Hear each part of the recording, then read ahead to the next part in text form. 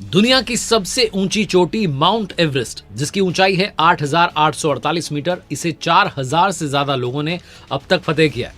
लेकिन एक पर्वत ऐसा है जिस पर आज तक चढ़ने की हिम्मत कोई नहीं कर पाया, और जिसने हिम्मत की वो हार मानकर ही वापस लौटा है। ये वो पर्वत है जिसे दुनिया का सबसे पवित्र पर्वत माना जाता है।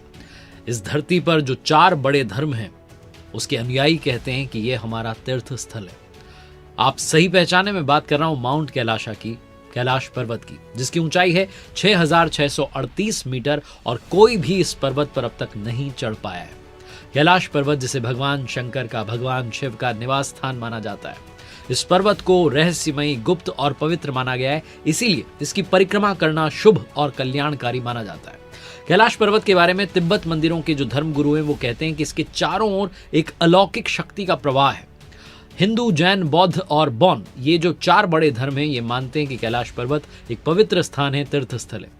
बहुत पुरानी एक तिब्बती किंवदंती है जिसमें कहा गया कि किसी भी नश्वर को कभी भी कैलाश पर्वत पर चढ़ने की अनुमति नहीं दी जाती है।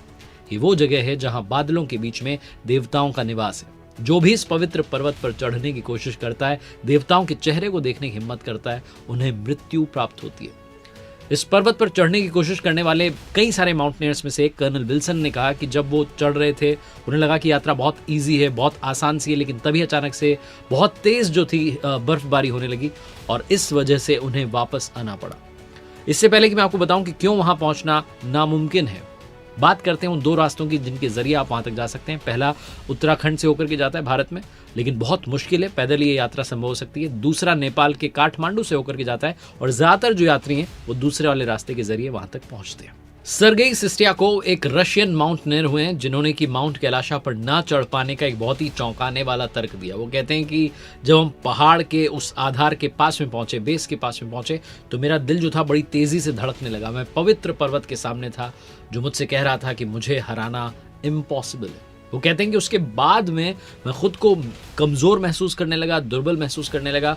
उस एनवायरनमेंट ने मुझे जैसे मंत्रमुग्ध कर दिया, और जैसे ही हमने उतरना शुरू किया हमें मुक्ति महसूस होने लगी। कुछ रशियन साइंटिस्ट ने बहुत हद तक इसकी स्टडी की, और वो कहते हैं कि कैलाश पर्वत जो एक मानव निर्मित पिरामिड भी हो सकता है। ये बहुत ही असामान्य सी घटना हो सकती है जो दुनिया के बाकी सारे मॉन्यूमेंट्स को जोड़ती है जहां ऐसी असामान्य चीजें हुई हैं, ऐसी असामान्य चीजें देखी गई हैं। लेकिन आज भी वो सवाल बना हुआ है कि माउंट कैलाशा पर कोई भी क्यों नहीं चढ़ पाया। हिंदू धर्म में कैलाश पर्वत का बहुत ज्यादा महत्व है, क्योंकि ये भगवान शंकर का निवास स्थान कहा गया है। ऐसा कहा जाता है कि कैलाश पर्वत पर थोड़ा सा ऊपर चढ़ते ही व्यक्ति दिशाहीन हो जाता है, दिशा भटक जाता है, और बिना दिशा के चढ़ाई करना मतलब मौत को दावत देने के बराबर है। इसीलिए कोई भी इंसान आज तक कैलाश पर्वत पर नहीं चढ़ पाया। बौद्ध, जैन और हिंदू ब्रह्मांड विज्ञान के अनुसार जो कैलाश पर्वत है, इसे ब्रह्मांड का आध्यात्मिक केंद्र माना गया है। ये एक ऐसी जगह है जहां धरती स्वर्ग से मिलती है।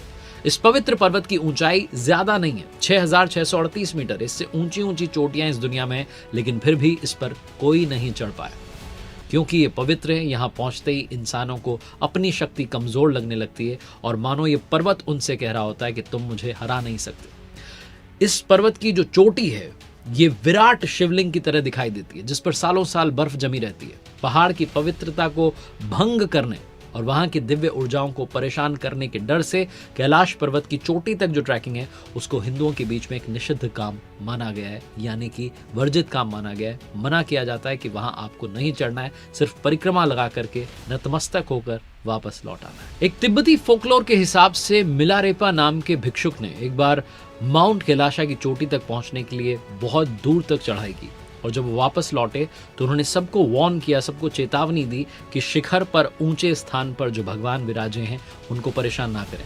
बहुत सारी स्टडीज की गई हैं, बहुत सारी रिसर्च की गई है, लेकिन अब भी कोई भी ये नहीं बता पाया कि कैलाश पर्वत पर ना चढ़े जाने का सबसे स्ट्रॉन्ग, सबसे सटीक कारण क्या है।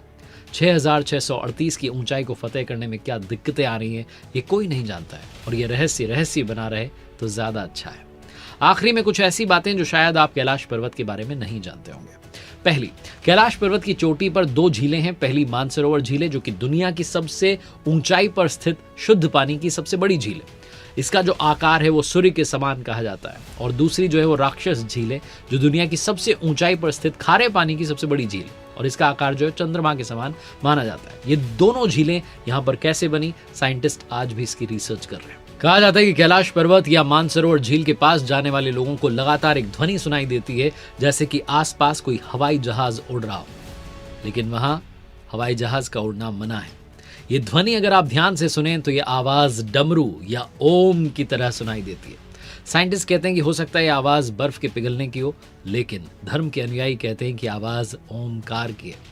माना जाता है कि जो व्यक्ति अच्छे कर्म करता है उसे मृत्यु के बाद में कैलाश पर्वत में स्थान मिलता है। यहाँ प्राचीन काल से ही अच्छी आत्माओं का वास माना गया है। पवित्र कैलाश पर्वत की यात्रा से लौटने के बाद अगर आप अपने नाखूनों को, बालों को कुछ mm तक बढ़ा हुआ पाते हैं तो सरप्राइज मत होइएगा, क्योंकि तीर्थ यात्रियों ने पता लगाया कि इस पवित्र प्राचीन पर्वत की चोटी की हवा उम्र बढ़ने की प्रोसेस को तेज कर देती है। एक बार साइबेरियन माउंटेनियर्स का ग्रुप एक डिसाइडेड पॉइंट से आगे चला गया था, वो तुरंत बूढ़े हो गए। और कमाल की बात ये रही, चौंकाने वाली, कि उन सारे लोगों की मृत्यु 1 साल के अंदर उसी वृद्धावस्था में हो गई।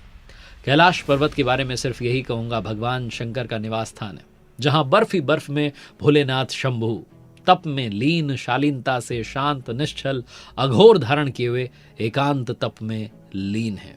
पवित्रता बनी रहे, रहस्य बरकरार रहे। जय शिव शंभु। देखते रहिए आरजे कार्तिक एक्स्ट्रास।